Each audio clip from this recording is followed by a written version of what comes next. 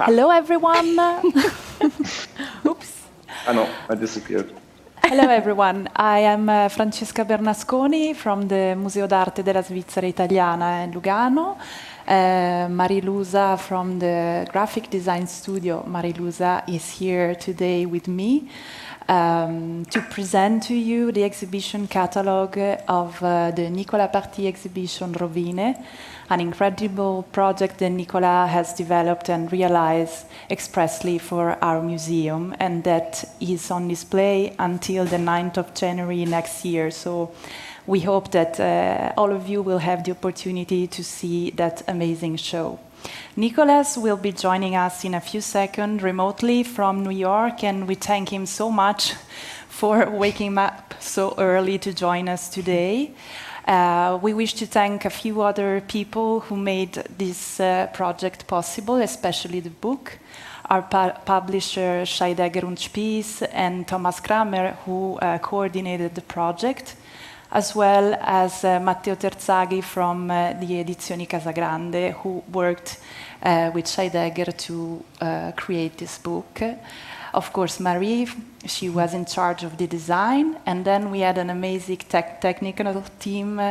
Annick Vetter took care of the photographic campaign, and Georg Siedler supervised the printing and the lithography. So we wanted to make sure to thank all this wonderful team who made this project possible. I also wish to excuse our director, Tobia, who was supposed to be here today to introduce this amazing project to you, but due to conflicting schedule issue, he didn't manage to join us, but of course he warmly greets everyone and wishes to welcome you soon in Lugano. So let's see if Nicolas is ready to have this coffee with us. I'm here. I don't know if you see. Oh yeah, hello. Hello, Nicolas. How are you doing? I'm very good, very good. The sun is rising in New York. It's a very beautiful light, and yeah, happy to see all you guys. I hope you see me and hear me well. It's difficult to understand exactly the setting, but I see you. I see you, and I see myself. Oh yeah, here you go. I can see like the entire thing here. That's great. That's pretty good. So I think for our audience today, before we really delve into the catalog project, we have prepared a few images so that we can explain how you completely transformed the exhibition space in Lugano, and the challenge that was for you and Marie to transfer all this amazing project into book format, because I'm showing right now to the audience what the exhibition space was like before Nicolas arrived. I don't know if Nicolas can see the images as well. He can see the images? Yes, now I can see it. Okay. Yeah, I can see it now, yeah.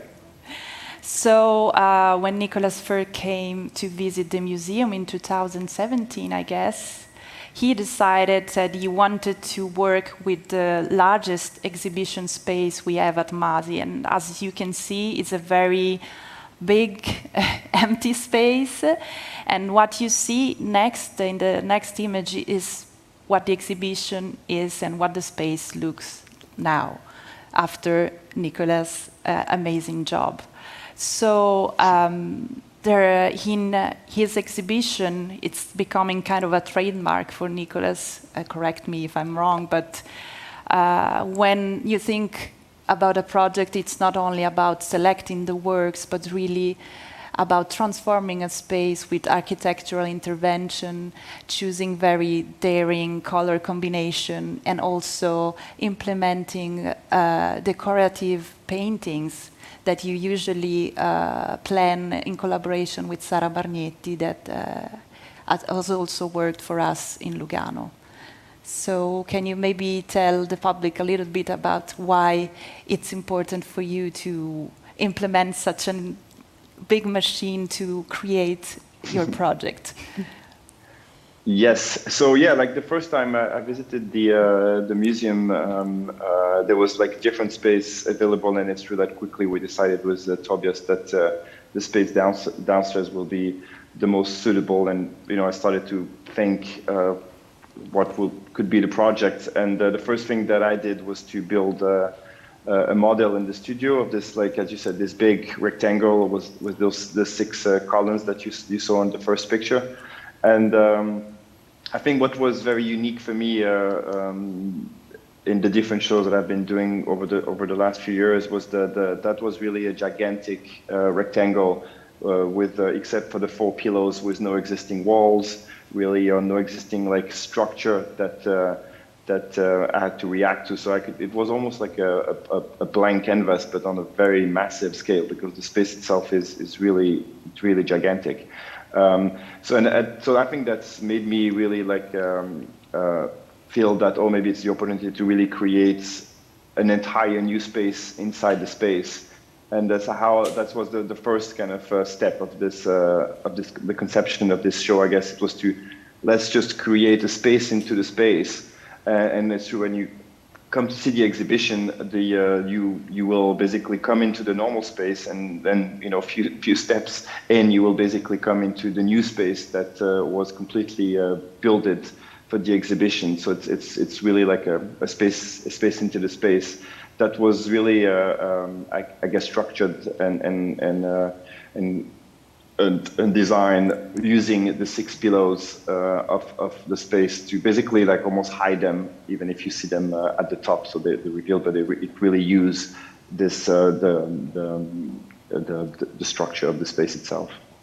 Okay, and as we said, now we were showing to our audience a few images to make them understand all these different intervention and give them a glimpse of the experience that you have when you visit the exhibition. And we know that this is something really important to you, that really going to see the show, it's an experience like that we can compare to the experience that we have when we go and see an old monument, a church, where everything contributes to creating this experience, the architecture, the decoration, the works of art that people discover in such places.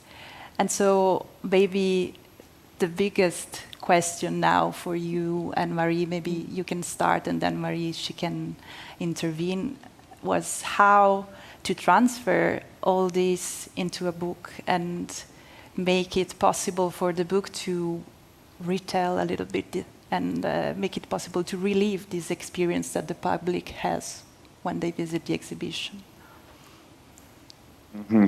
Yes, that's true. That for me, it's I always like loved the experience of visiting the, as you say, like church or temple type building, where the architecture and the art and the sculptures and also the functionality of the space is all in one kind of dynamic and conception. And certain museums are kind of similar. Actually, I was in Washington yesterday, and the National Galleries, there's quite an amazing, I mean, it's pretty monumental, but there's really an amazing dynamic between the halls and the different rooms and the details of the architecture. It was always all conceived as a museum.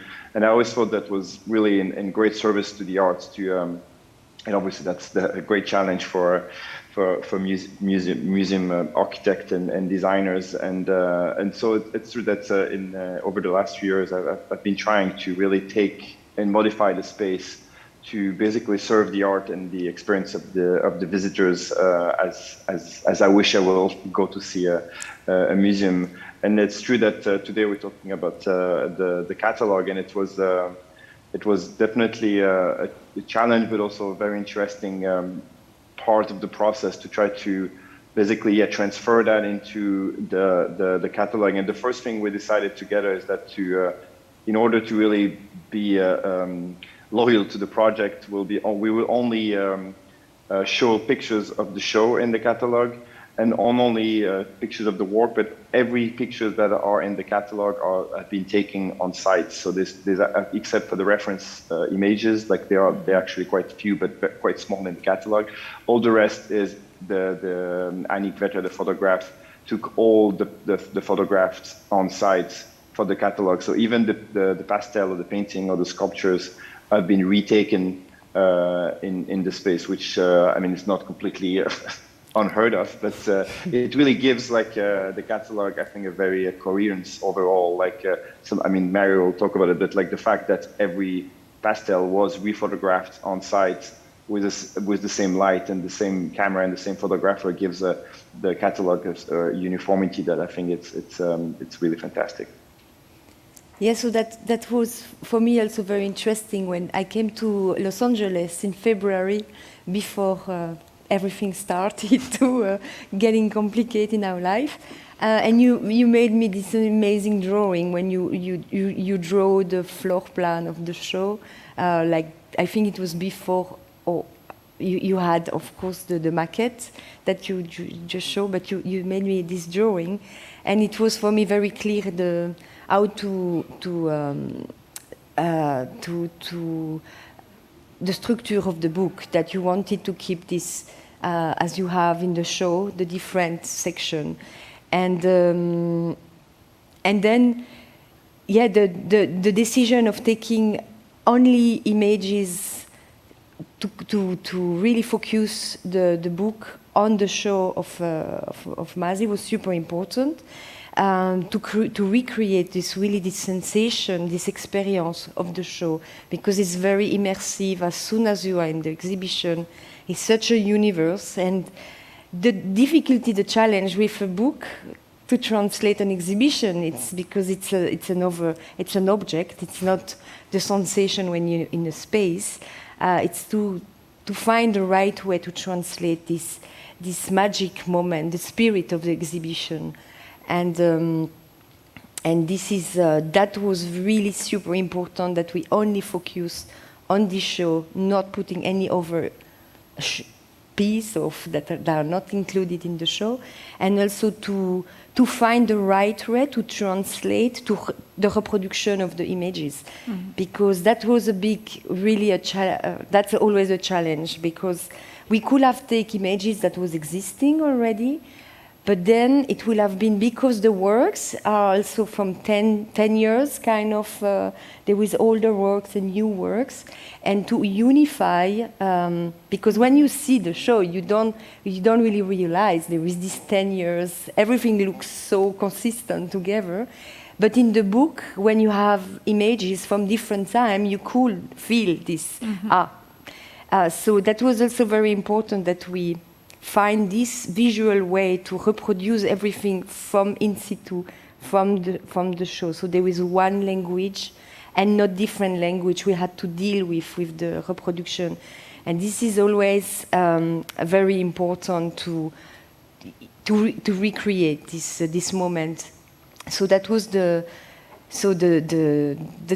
we were really lucky to work with Annick Vetter, which she's an amazing photographer, and she spent also few days like in the space and with you also. So that was fantastic moment where we could all think how is the best way to take this picture, to feel the space also, to translate the space. And then it was this game with what is real and what is not real, because we recreated the background also for the book, but the images are like the real. It's the reproduction of the work, and there is also Annick had to do a lot of research to that it looks really perfect, like this reproduction. So there was a lot of work in the images that it looks like very simple when you look at the book, but actually to achieve this result, it was the knowledge of expert being involved. And we had the challenge was we had a very short time, also because when you only work with the material that is in the exhibition, of course the book needs to be ready not too long after the opening, otherwise the visitor will be very frustrated because they don't have the book.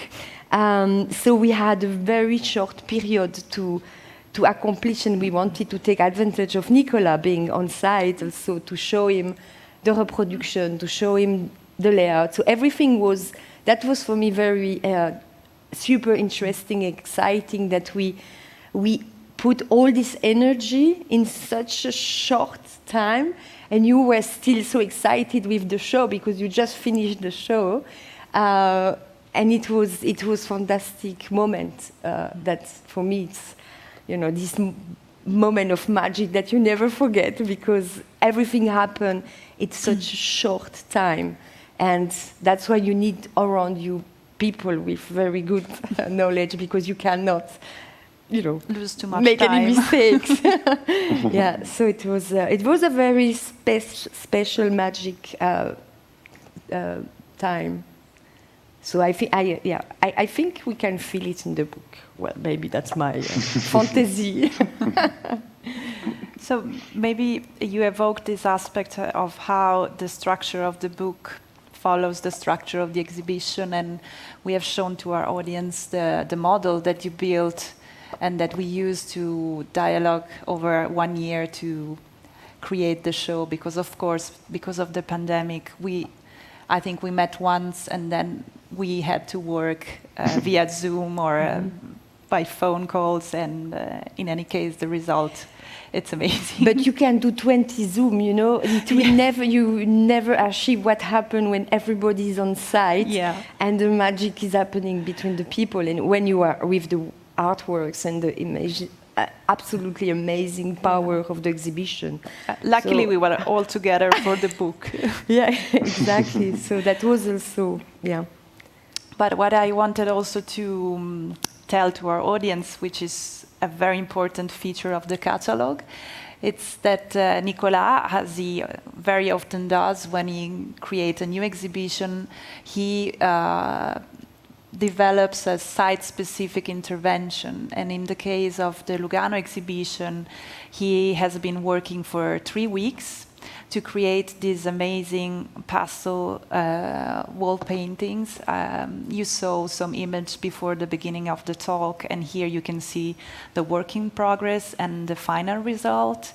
And so what you see at the beginning of the book, what opens the narration of the book, are these amazing images where you can see these pastels in their final state, before other paintings were hung over them, and this pastel will be destroyed at the end of the exhibition. So I think there is a very special feeling to these images and to the fact that the only documentation that we will have then we remain is the beginning of this book. And I don't know if Nicolas wanted to add something about this ephemerality, the quality of these images, and the theme of the exhibition that you have chosen for Lugano. Yeah, no, it's very special to have those. So I did those 4 runes murals on the 4 different on the 2 different chambers on both sides. So that makes like 4 different murals, all based on Arnold Böcklin paintings. And it's true that for the catalog, we decided that it would be interesting to have the painting before we hang the pastel on top of it. And it's always an interesting moment when I do a murals, because quite often I will do a mural and I will hang one of my work on it or someone else work on it. And there's definitely a moment when you feel like, oh, maybe it's not necessary, like maybe the mural itself is enough, or like, and I had the same feeling that time, and I was like, oh, does it work just by itself like that? And then we did it, and I'm still very convinced that it's more interesting like that. But I think it was very interesting to have those murals as just themselves without the painting on top of it in the catalog, which basically it's before the exhibition is done, which is interesting because the catalog, of course, it's after the exhibition is done. And so that was like a very interesting part of the catalog. The theme of the motif and the runes chosen from Böcklin were kind of a key part of the construction and the conception of the show, because obviously they became to give the title of the show, and I think they gave like kind of a line to the show, and then kind of a perception to all the what was happening in the show, and it's actually we had talked about that when I was in Lugano, when we did a few little tour and stuff, and I realized maybe how the motif started to be very like intricate with what was happening in Lugano at the time, or what happened in the sites, and I was just trying to talk about where the museum was built. Like for a long time there was a big hotel and a big site next to it, and it was a big ruins before the hotel really recently was built. So the building of the museum is obviously a very brand new building, and next to it this old hotel that now is very like luxurious apartments that are quite often empty.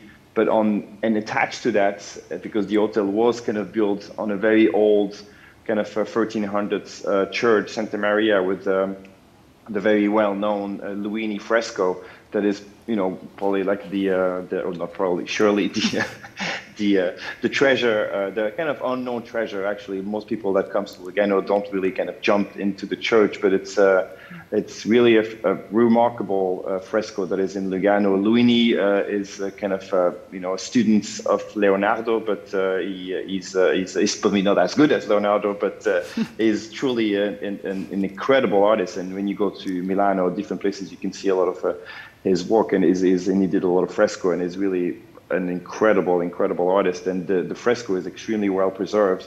But this monastery that is next to the museum and the hotel is kind of kept very preserved. But there's really a sense of basically half of this monastery was kind of destroyed to build an hotel that became then luxury apartments. Then there was a museum that was built next to it. So there's really this kind of very interesting layering of architecture and time that's layered on top of each other. Is very typical in cities, typically in Europe, where there's so many kind of very long period of time, and every layers can really kind of evoke or give us a feeling of what was happening then, and what's this conjunction of time and things are building up together. So I think the theme of the ruins was obviously attached to this whole very like specific site's history, but also maybe like not to the specificity of the project itself, because we did build a very big structure for the show, but it will obviously be destroyed, and the pastel itself will be destroyed. So there's really an ephemerality in the show itself that maybe you don't feel when you sit, because it's so kind of monumental, and the architecture is pretty like monumental and steady, but everything is actually very fragile and temporally, and I thought it was an interesting thing to approach for the theme, also with, of course, like as a metaphor, as a theme with the world we live in right now, and all this period of transition or uncertainty for the future, the past, and the present. You've mentioned your relationship with a few artists of the past, which are really important to you. Arnold Böcklin is a very strong influence on this project, but we know that you are a very passionate admirer of art history, that you look back not only at the work of your fellow artists, the contemporaries, but also especially to the art of the past. And that is something that we wanted to include into the catalog, because it's something that we couldn't, of course, include in the exhibition. Here you see Annick Vetter at work. I'll show you this maybe later, but we wanted to make these references that are so important to you and in your artistic process accessible through the catalog. And maybe you and Marie can discuss a little bit of how you decided to introduce these elements in the book. And I think maybe I can just say like that the show was like and then the book was divided with the themes of the room. So there was the first room that was the landscape, then the room was the portraits, then the room was the rocks, then the cave, and then the still lifes, and then the outside of the structure was the runes and those creases, pastel, and basically all of those different very known genre of art history kind of created different chapters in the book with Francesca's text for each of them, and for each of those themes, Mary, created like a design to incorporate like different images. For the runes, it's very direct because the runes are reproduction of the Berkeley painting, but also some of the landscapes or portraits are very like direct references to different paintings. So that was important to divide the book like that. It was also a reaction also to the book you already produced in the past that was mostly image, a lot of image, but not so much text in it. So that was important that these books also was an opportunity to have explication about those thematic. And for me, it was a great then material to structure the book, also to structure those.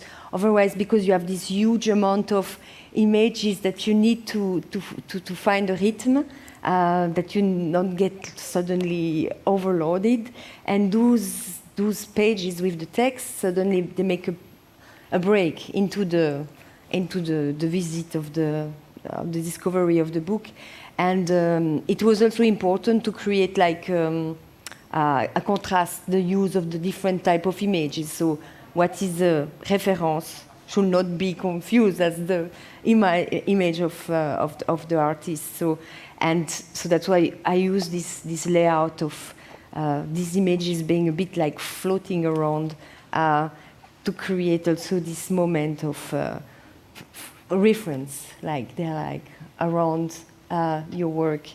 So that explained the use of the layout, and maybe the text, like the language. There was also the challenge of the free language, as we are in Switzerland, and it's Lugano for once. It's in Ticino that got the first attention on the language, because often as designer, like, Italian, we put it small because there was so less people in Switzerland. So, and for this book was very important to put the accent, the focus on the Italian. So, because we had to have German, English, obviously, for sure, and Italian. So the decision was also to really have always the Italian on the main page, because your eyes goes immediately on the right page, and to have the English as a translation next to it, which doesn't look like a translation because it's treated the same way with the same size of the font. But you always find the German. In this case, the German is more reduced because the German is always longer also as the other language, as the English. So this is the choice of the typographical choice of the layouts.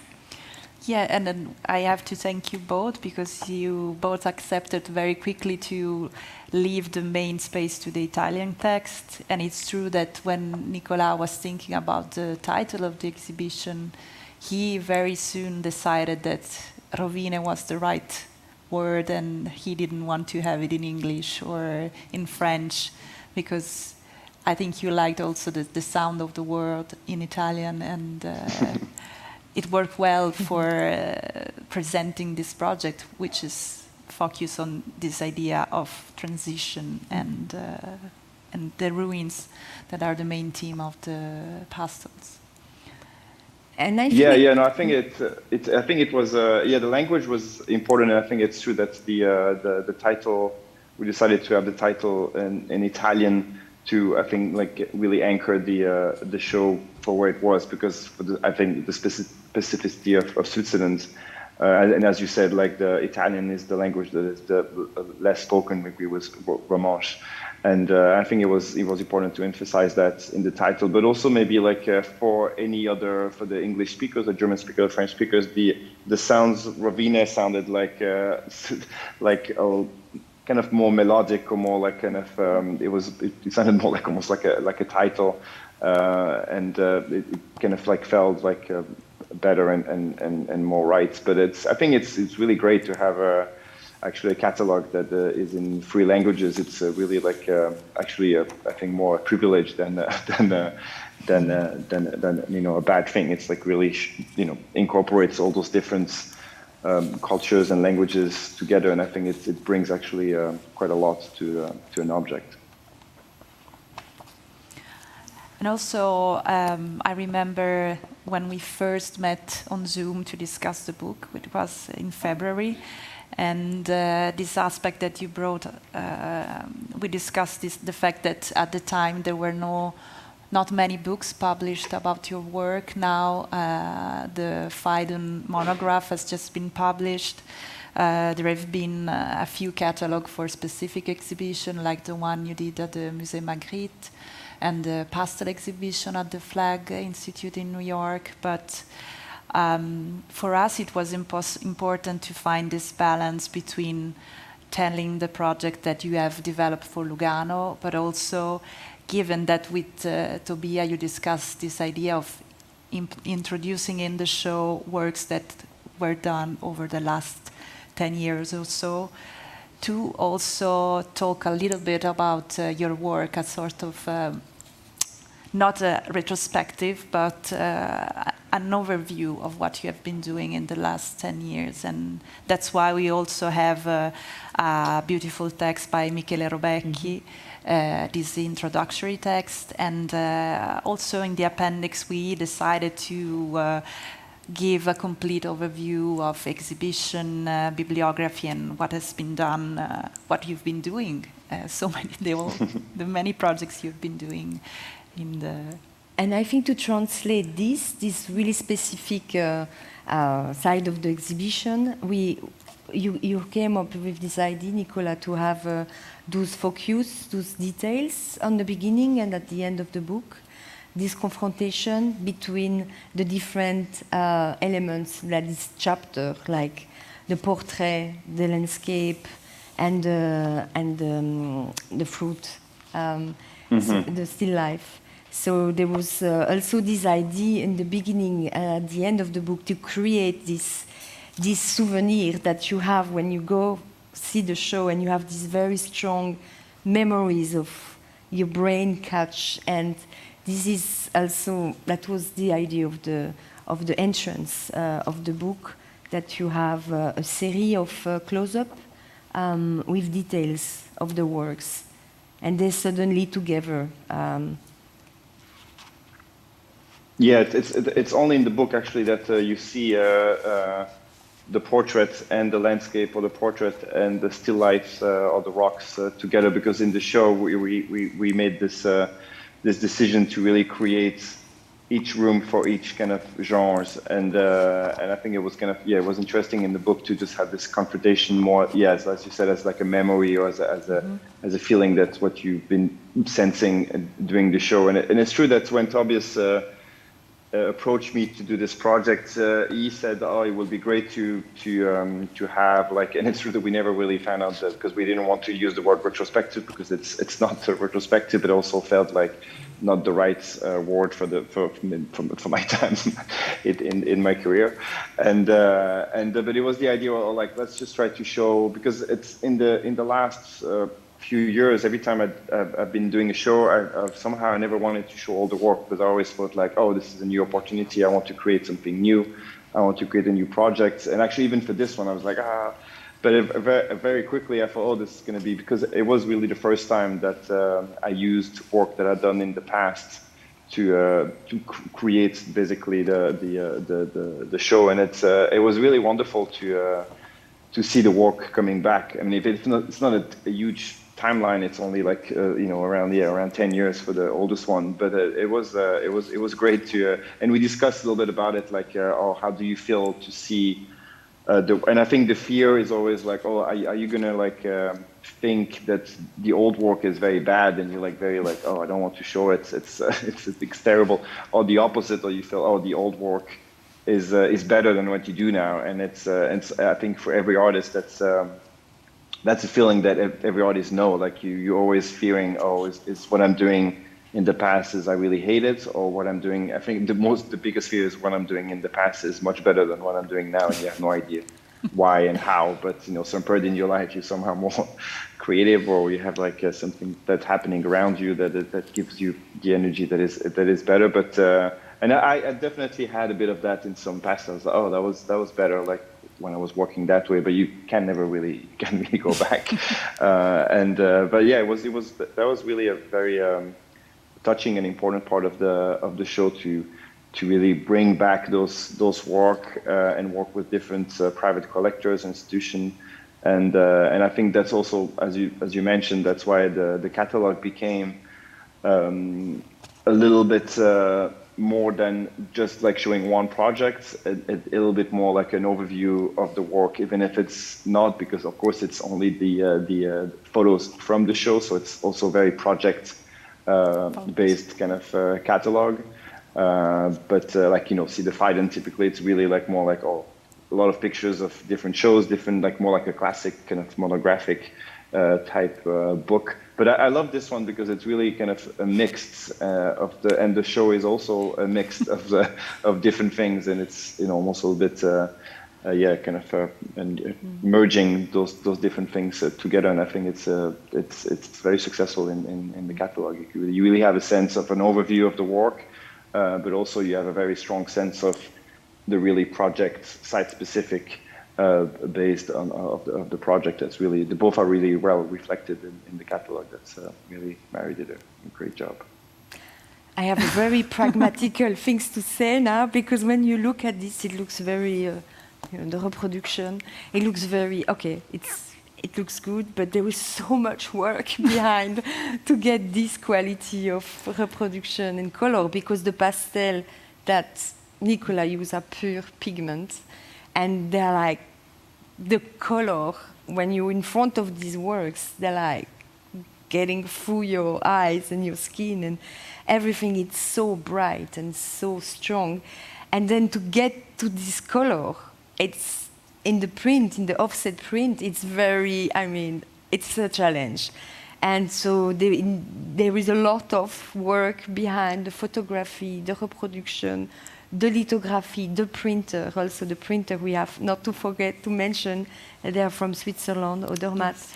And everybody did really everything they could to achieve this absolutely almost perfection. There is 2 images that maybe are not totally similar as the original, but we got mental with it. You remember? I came with everything, the proof. When the book was printing, we came to see with the original, with the print, to compare, and that was for me a huge challenge because that's the saddest moment when you look at the book, and you're like, oh my God, the color are so not like I have in my memory, and it's often like this. On the good side, when I look at, like all the books, art books, and suddenly you go in museum and you have a shock because all these images that you have in your mind. I remember the first time I went to the offices in Florence, I almost cried because I had the color were so bright in reality, but the books were so like sad, and so this is for me. It's a challenge to reproduce the more precisely the color of the original. So it's not an easy task, and I think we came very close to the perfection. It's never perfect, but very close with this one. So I'm very happy about that, and that also that everybody was committed to arrive to this, because then it's going to be a reference also. Then people also, what you do when you have to design a book, the curator or the artist shows you the other books, and then sometimes like, okay, the green was like this in this book, so it should be right, but sometimes it was not the green, So everything we do become also a reference for the future. So that's like now the étalon for the next 100 years.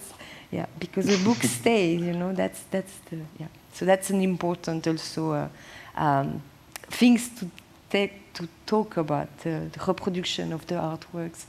In your case, that is so important because colors. Yeah, and it's true that it's been like really, when I saw the book printed, and I was very impressed, because I have to admit that that on my side, I didn't do that many books or printing materials, but I'm work with a photograph that comes to the studio, but I'm really not the type of artist that that is very perfectionist with it. I'm like, I give it pretty quickly, because I'm like, oh, this is, because I'm making the painting and I know the photograph or the reproduction is not the work. So I'm like, well, I'm just focusing on doing the painting. And if the photograph doesn't look good, very often I don't really mind. I'm like, well, that I don't, it's not really my problem. And because I'm a little bit lazy with that part of the work, it's true that I have to admit it, in some cases in over the years, like, of course, like some reproduction, because I was not pushing or being more,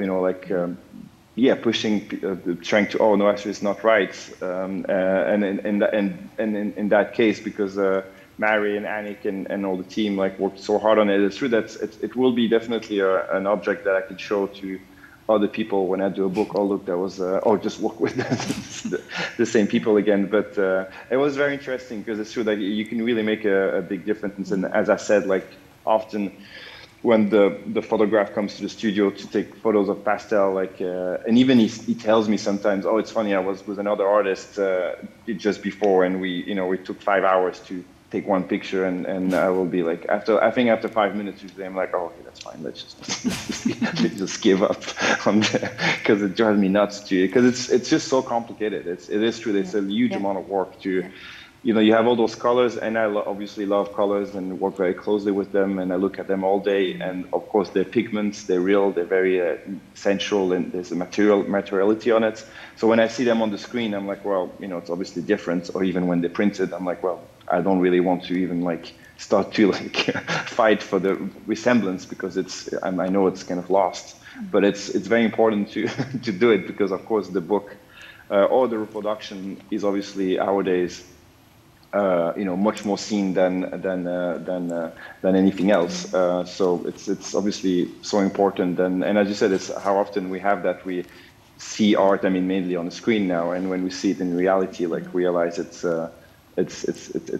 fairly different in terms of the experience of the colors, of the brightness, all those kind of things. So I'm very grateful that you guys did this terrific job on that. That's true. That will definitely become some sort of a reference. Thank you, Nicolas. Thank you, Marie. I think we need to wrap it up, because there is a very rich program of other talks coming up. I just wanted to leave our audience with these beautiful images that kind of sum up this experience for me of working with Nicolas and Marie, and being very stressed but having a lot of fun. So here they were both working out on the maquette of the book, and that was a very special moment. So it was the day before the opening, no? Yeah. So it was like a release of all the stress, like, okay, let's have fun. So I actually came with a little dummy, like a little maquette I did on the train. And people were really looking at me like strangely in the train. They were like, "Who is this like weird woman like with like a scissor?" And then it was actually really great, because it's so easy then with the maquette, because a book is a book. It's a paper. So for the structure, you can be very fast like this, and faster than with the computer. And so it was a very precious moment also. So thank you again, Nicolas, for joining us so early, and for this beautiful conversation. Thank you, Marie, and thank you to our audience. Thank you. And thank you to Shaida Grunspies, who has prepared. You can actually buy the catalog here, just behind the library. And please come and see the exhibition in Lugano until the 9th of January next year. Thank you, everyone. Thank you, everybody. Ciao. Have a great Sunday. Bye-bye. Go back to sleep. Thank you, guys. Ciao. Yeah, go back to sleep. Bye-bye. Ciao.